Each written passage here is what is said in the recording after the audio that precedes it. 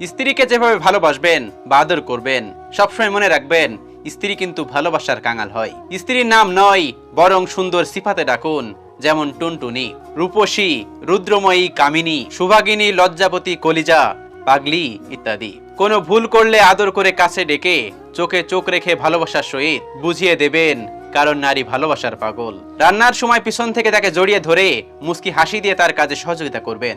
তার মনের কথাগুলো মনোযোগ সহকারে শুনবেন এবং তার সাথে হাসবেন। তাকে শাড়ি পরিয়ে দিতে পারেন, তার চুলে বেনি করে দিবেন নিজ হাতে, তার মাথায় বকুল ফুল গুজে দিবেন এবং জ্যোৎস্না রাতে তাকে নিয়ে ছাদের বেলকনিতে অথবা ছাদের নির্জন স্থানে দাঁড়িয়ে চাঁদ দেখাবেন।